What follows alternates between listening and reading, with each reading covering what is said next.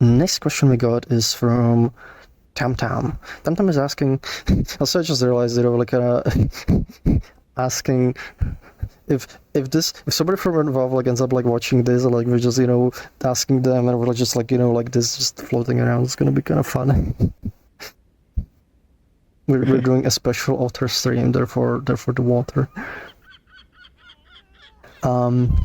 Next question is from Tam. Are there plans for external tools for Resonite? If so, would you like to get what would you like to get done first? Yes. So one of the things we want to add Unity SDK as one of the things, because that's it's gonna make it easier for people coming from other platforms to bring existing content in without having to sort of rework a lot of it. And even just if you prefer working in Unity, you can build a lot of stuff there, bring it over. It's going to allow for that kind of workflow. But generally, when we make things for Resonite, we make them very generalized. We want them to be we want to get the biggest bang for the buck. For where the buck is how much time we invest into something. And for this, the way we're going to approach it is we're essentially going to introduce sort of an API for Resonite, where if you're familiar with web browsers, there's something called the document object model. It's sort of like a tree which describes the entire web page, and you can manipulate that, and you can essentially build a web page from scratch. And when you load HTML, when the web browser loads HTML, it builds the DOM from that. But then with JavaScript we can manipulate it, or we can just start with a mostly empty one and just build it out. It's sort of how the web browser represents the web page. We're going to introduce something that's analogous to that, where there's sort of tree structure where you can manipulate the scene, and that's accessible from external endpoint.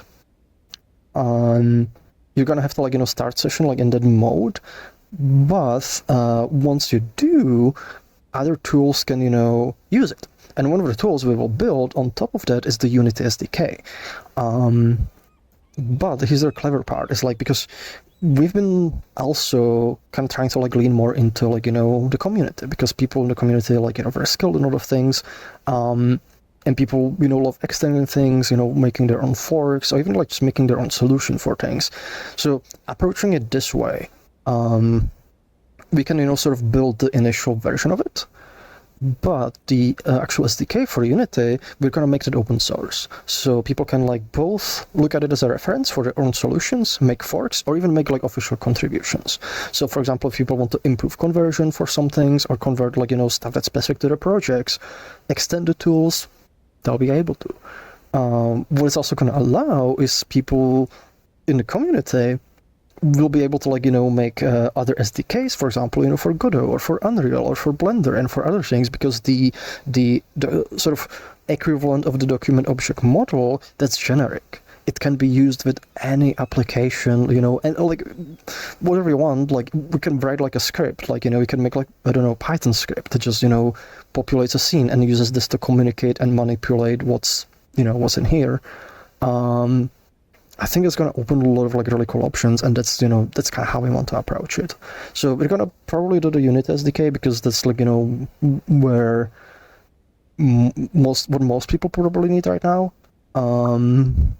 especially coming from other platforms. But we're going to do it in a way that opens the door to lots of more additions and lots of community contributions.